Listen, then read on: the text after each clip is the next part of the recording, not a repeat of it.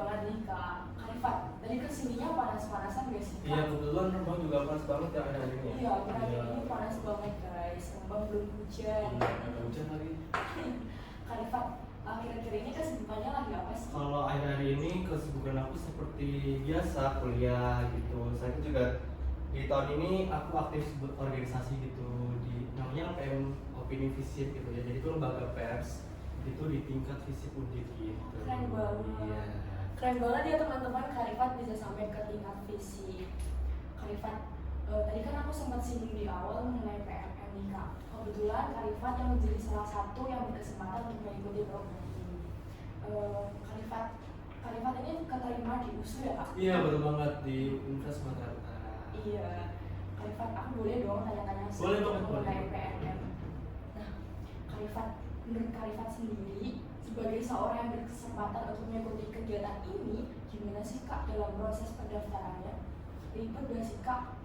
Nah kalau untuk pendaftaran sendiri itu menurut aku nggak ribet banget ya, asal kita tahu bagaimana tahapannya, alurnya gimana gitu. Karena di website Kemendikbud dan PM sendiri itu udah ada informasi alurnya gimana, stepnya gimana gitu. Jadi teman-teman hanya memastikan kelengkapan data berkasnya itu gimana. Contohnya ada transkrip IPK gitu, terus ada surat rekomendasi dari kampus gitu, terus ada juga asuransi gitu sih ya. Iya betul. Berarti teman-teman harus cek terus ya di website Kemendikbud. Iya. Dan juga kalau terkait dengan data itu, jadi masukannya tuh harus tepat aja. Kalau ada kesalahan sedikit aja itu bisa langsung menggugurkan. Gugur ya? Iya betul banget. Dan juga harus ingat timingnya untuk masukannya. Jadi ingat timelinenya gitu sih.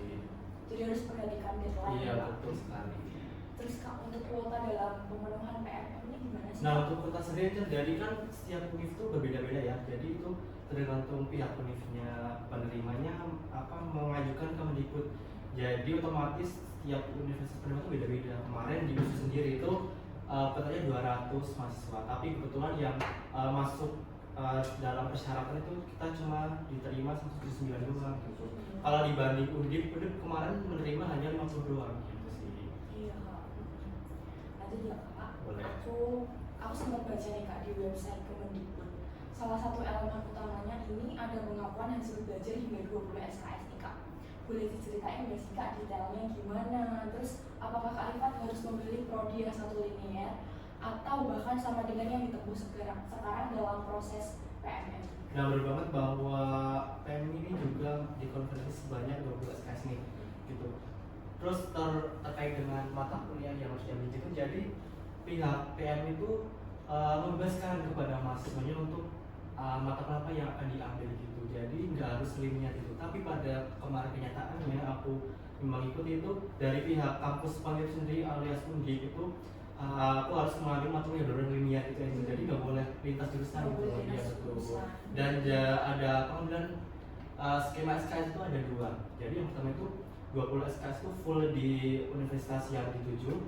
Yang kedua itu ada skema universitas penerima dan universitas pengirim gitu. Jadi kemarin aku ambilnya yang skema 2 nih Angel. Iya betul. Jadi kemarin aku yang di USU offline, terus ada di UNIF itu online gitu sih. Iya. Berarti tergantung ya Pak? Ya tergantung dari pihak universitas pengirim gitu. Kak Rifat, tadi kan diberi kesempatan untuk di USU ya Kak? Iya betul. USU kan ini di Sumatera Utara. Iya di Sumatera. Tepatnya di Medan. Iya betul. Ada nggak sih Kak kultur shock di sana atau budaya unik yang Kakak bisa ceritain ke teman-teman Putri nih? Nah tentunya ada banyak kalau terkait dengan kultur shock atau budaya-budaya unik di Medan sendiri. Kita telah tahu bahwa kota Medan itu adalah kota yang multikultural gitu. Kota yang mana banyak keanekaragaman terkait dengan ras, budaya, agama dan lain-lain gitu. Jadi kemarin aku menginjak itu agak emes gitu loh dengan kota ini sangat banyak keanekaragaman gitu. Dan juga ada kultur itu terkait makanan gitu Angel. Jadi kalau kita di Jawa tuh makannya manis ringan gitu kan, sedangkan di Medan itu ciri khasnya itu yang pedas, yang tajam banget bumbunya gitu. Dan satu juga ke masyarakatnya itu sendiri, kalau di Jawa itu kita kan berkata halus gitu kan. Iya, kalau di sini masyarakatnya itu tegas gitu, terus keras. Walaupun tegas tapi itu nggak pernah menandakan marah itu memang ciri khas kota kan gitu sih. Terus Kak Rifat, program PMM ini kan dari pemerintah, Iya, betul. khususnya dari Kemendikbud nih Kak. Dalam pelaksanaannya ini, Kak Rifan kemarin dikasih uang saku nggak sih Kak? Nah, terkait uang saku itu termasuk satu benefit kita sebagai penerima program ya. Jadi kemarin ada benefit kita sebagai penerima itu diberi uang saku atau namanya itu BBH teman-teman, atau bantuan hidup itu sebesar 1,5 juta per bulan. 1,5 Iya, juta. betul. Itu cukup nggak Kak untuk 1 bulan? Kalau untuk di Medan cukup ya kalau untuk makan ya, tapi kalau untuk yang lain-lain mungkin yang dari individu masing-masing gitu sih. Iya sih. Itu ada di meliputi apa aja sih Kak uang sakunya? Apa cuma satu itu aja? Iya, emang 1,2 itu 1,5 itu udah. Meliputi semua? Iya, betul. Dan kemarin juga kita mahasiswa PEM itu ditempatkan di asrama di Banjarmasin. Oh, Asrama asrama. itu, iya betul, asrama itu kita tetap bayar sendiri gitu sejumlah 250 gitu kalau di USU ya gitu sih. Lumayan murah ya Kak Iya, untuk betul. sekolah susu. Oke Kak, di program PMM ini kan Kak Rifan diharuskan untuk pergi ke universitas tersebut.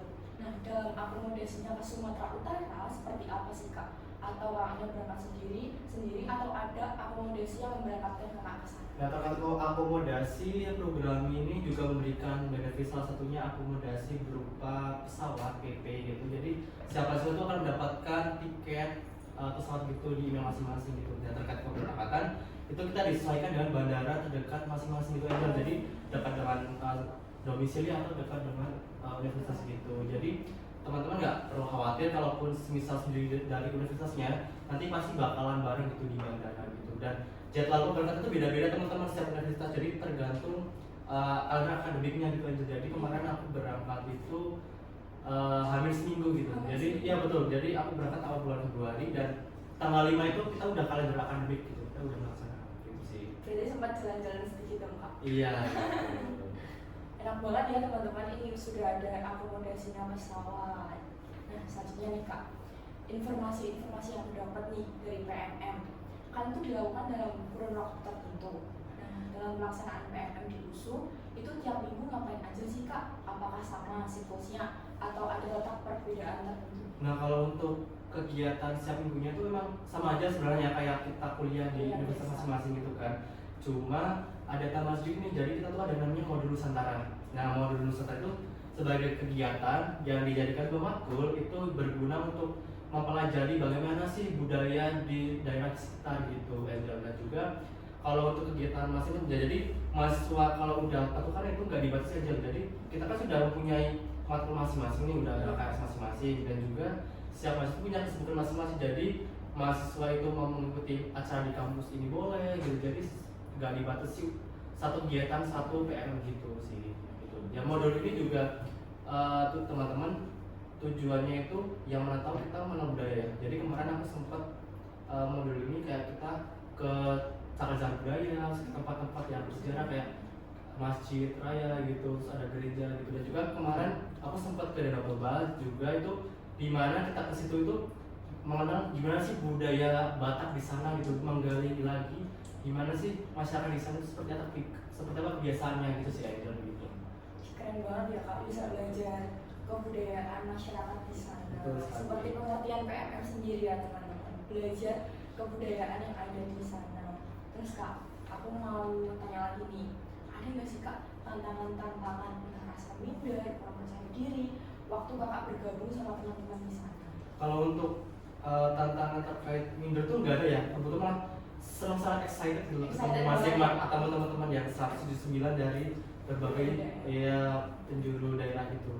Kalau ditanya tantangan, paling aku tantangannya lebih ke struggle di kegiatan akademik sih. Jadi kan aku melaksanain 2 universitas nih, jadi kayak semua kegiatan beriringan gitu. Jadi ketika usul matkul gitu kan, tabrakan itu sering, dan juga kayak penugasan itu juga tabrakan itu Angel. Jadi struggle-nya di situ banget sih. Kemarin juga sempat kayak ada masalah gitu terkait pengumpulan deadline tugas juri itu kayak terlalu cepat gitu, minta perpanjangan ke dosen dan bisa. Kemudian kedua itu terkait bagaimana sih cara kita mengelola sebuah konflik di sebuah organisasi gitu kan. Kita udah berkumpul jadi sebuah organisasi kan, bagaimana sih menyatukan suatu tujuan itu dari berbagai orang-orang yang memiliki berbeda-beda gitu. Apalagi sifat orang kan beda-beda, jadi dari 79 orang itu kita gimana sih caranya kita tetap kompak gitu dalam pelaksanaan KMM kemarin gitu sih. Lumayan ya kak, Iya. tantangannya. Jadi harus bisa memanage waktu. Betul ya. sekali gitu. Teman-teman jangan lupa manage waktu ya kak. Ini selanjutnya kak. Kak Rifat kan tadi udah ngomongin tentang tantangannya kita. Sekarang aku mau tanya nih kak tentang benefit yang kakak dapatkan selama mengikuti kegiatan PMM. Nah, benefit sendiri itu banyak banget ya. Salah satunya tadi yang udah aku katakan tentang terkait SKS 20 SKS, terus tentang bagaimana aku dari sana, ada biaya hidup gitu. Saya itu juga secara langsung kita mendapatkan jaringan yang luas itu kepada teman-teman seluruh daerah di Indonesia kan. Dan saya itu juga kita tahu nih budaya-budaya di sana gimana, kita dapat mendalaminya di sana ada apa, kita semua tahu gitu. Dan itu juga selain itu kita juga bisa meningkatkan terkait toleransi gitu kepada teman-teman gitu Angel. Iya. Terus apa sih kak hal berkesan yang kakak selama mengikuti kegiatan PMM ini? Tentunya hal berkesan pertama yang aku kesan banget, aku bisa keliling di Sumatera Utara itu ya, iya betul di Kota Medan juga bisa keluar Kota Medan juga sama teman-teman gitu. Nah jadi nih kita tuh dibentuk sebuah kelompok nih Angel. Jadi setiap kelompok itu ada dosen pembimbingnya gitu. Jadi nanti setiap kelompok itu berbeda-beda destinasi gitu. Jadi tergantung dosen pembimbingnya yang mau mengasih tujuan kemana gitu. Saya juga tentunya senang sekali aku bisa diterima dengan sangat amat ramah kepada teman-teman lokal di ISU gitu. Jadi kemarin sempat diajakin sama waridnya kesini main-main eksplor gitu ya. Di sana juga bisa juga bersengkrama dengan dosen-dosen di sana itu, apalagi ketika dosen di sini sama itu beda banget. Jadi di sana tuh emang benar-benar dosennya kayak keras gitu, terus harus sesuai dengan aturan dia yang di sana gitu sih. Jadi enak ya kak bisa nambah teman banyak Iya, di sana. Terakhir nih kak, aku mau tanya dong kak tips and triknya dari Kak Rifat buat yang mau mengikuti program PMM ini. Nah untuk teman-teman dan mahasiswa itu untuk mengikuti program ini, yang pertama itu selalu update terkait program ini gitu, mendalami sejauh mana sih program ini berjalan gitu, terus sekiranya mendalami terkait dengan universitas apa yang dituju gitu.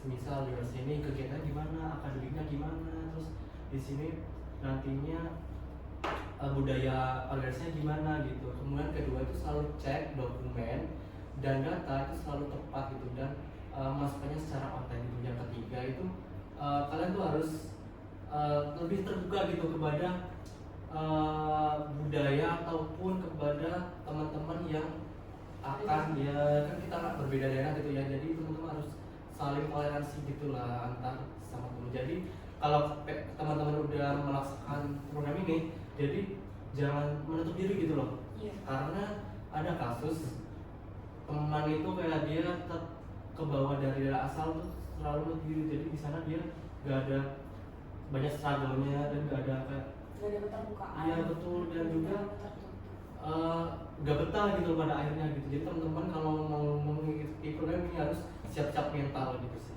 Persiapkan mental kalian ya teman-teman. Wah keren banget nih tips and triknya dari Kak Rifat. Perlu diperhatikan ya teman-teman. Setiap detail, setiap prosesnya teman-teman harus perhatikan detailnya. Nah Kak Rifat, buat menutup podcast kita kali ini nih, boleh dong Kak Rifat kasih statement closing buat teman-teman buat jadi penyemangat teman-teman. Oke, boleh Pak. Jadi buat teman-teman adik tingkat ataupun mahasiswa gitu, jangan lupa nih ikut kesempatan yang emas ini, terutama program Pusberga ini. Jadi pertukaran itu nggak hanya cuma kita berpindah tempat, nggak hanya cuma kita belajar di tempat yang berbeda, tapi gimana sih kita merasakan perasaan kita dalam melaksanakannya itu saling toleransi gitu. Dan juga pengalaman ini juga sebagai jembatan untuk